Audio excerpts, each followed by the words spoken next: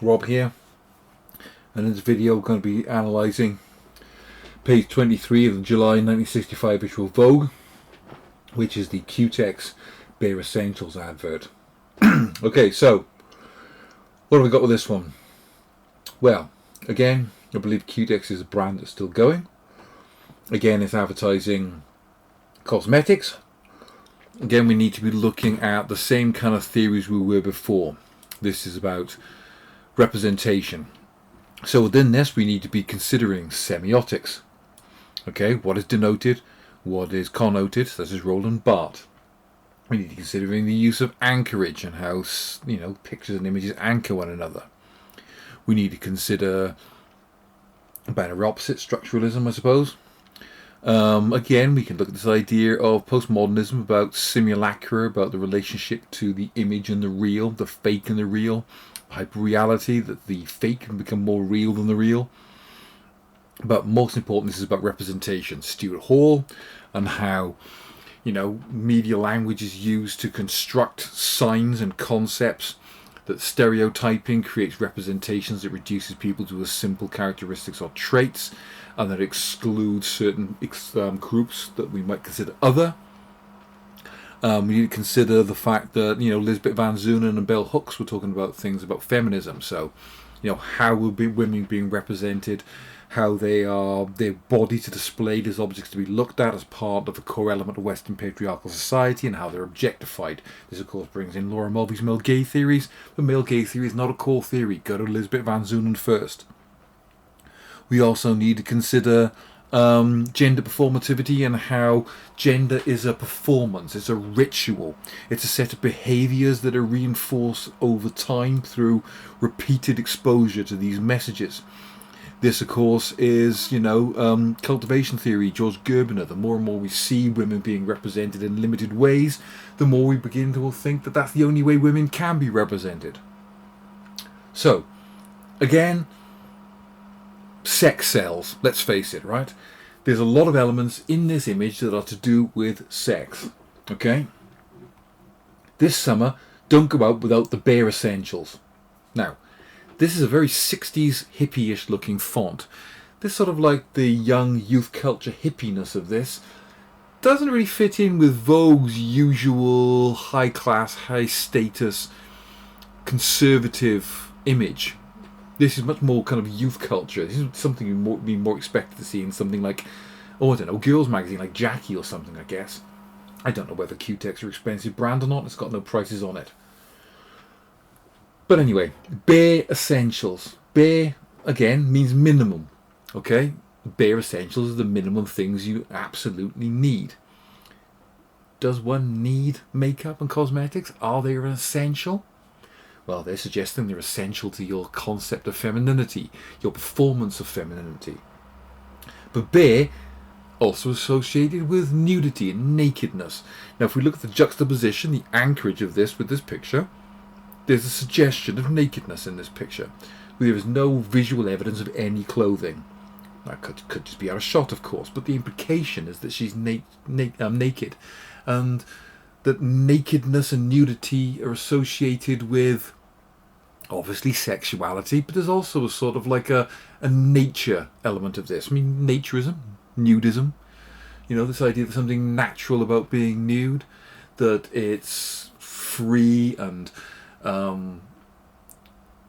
it ties in with all that free love and hippie stuff that was going on in the 60s, right? New honeyed hues that say the chalky white look is O-U-T, exclamation mark. Again, emphasis for exclamations, right? Sunnied, honeyed. Again, honey, it's smooth, it's luxurious, it's natural. Again, sunnied isn't a word, but it alliterates, doesn't it? It rhymes. Chalky white look is out. Again, it's suntans, it's nature, it's outdoors. Very much something was coming in the 60s. Just uncovered, exclamation mark. It's the newest look, it's the newest thing, it's right up to date. But uncovered, again, suggests with bare is nudity. She is uncovered. The newest, youest looking lipsticks, exclamation mark. A lot of exclamation marks in this. It's like they're shouting at you. youest. Again, it's personal, but there's a compound word. Yeah, it's it's made up words. Now, again, immediacy. Cutex unveils your birthday suit hues, so naturally you. Birthday suit, of course, that's the birthday suit. Is the suit you're born in, i.e. not one. You're nude, you're naked. But again, it's birthday. It's something to be celebrated, but it's also the day of your birth, therefore something to associate with youth and childhood. Again, hues, that just means colour. Naturally you, suggesting it's natural. Of course it's not natural, it's artifice, it's fake, it's artificial, it's surface. This is all very postmodern. They're just barely decent.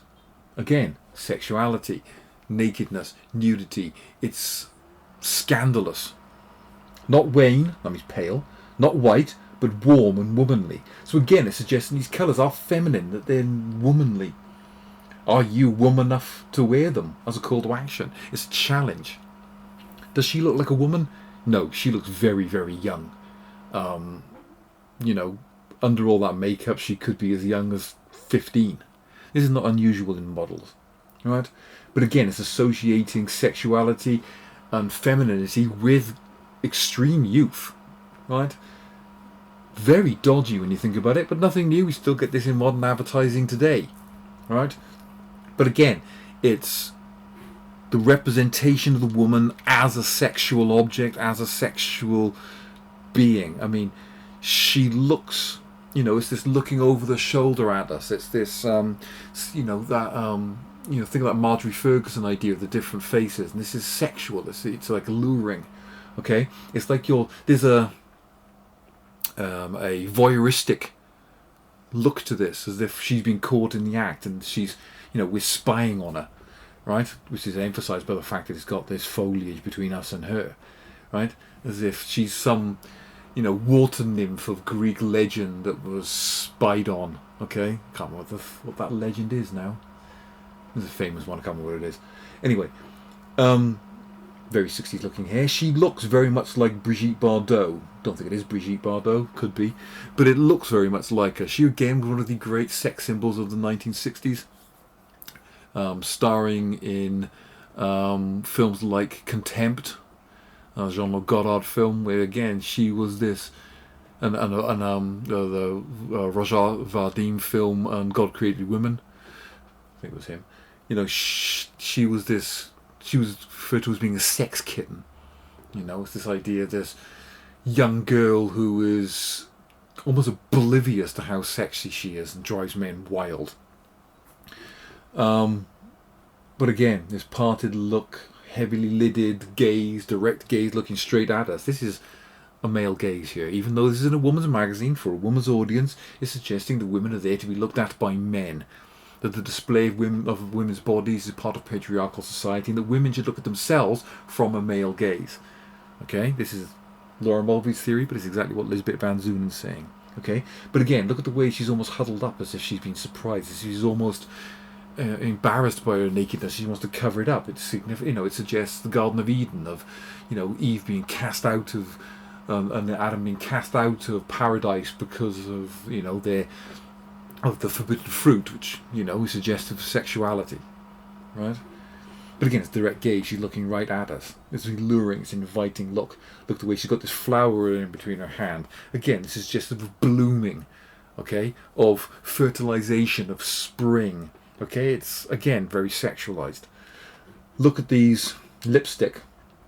Essentially honey, essentially pink, essentially naturel. He's using French again because it sounds sophisticated and chic. Essentially bare, again that sexuality thing. But look at this. Lipsticks are inherently phallic. Okay? Both in colour and shape. But also they're reminiscent here of gold, suggesting a value, of expense. They're almost like bullets as well. There's almost a violence to a lipstick. Cutex, of course, the same, of course, in brackets, exclamation mark, like he's shouting at you again. Again, associating this brand, which is in pink, just like this, suggesting it's a stereotypically feminine colour, right? So it's, the colours of, pink is the colour of femininity, but it's the colour of, and red is the colour of sex, it's the colour of skin, it's the colour of flesh. Green is the colour of foliage, it's the colour of nature, but it's also the colour of envy and jealousy, right? So, you know, what more can we say? It's the juxtaposition, it's the anchorage of the image and the text. Yeah, and again, it's the association, sex sells. Right, that's the analysis of the Cutex advert. Next up after this is the Vogue Imperial Leather advert. Got any questions? You know where I am. See you in the next video.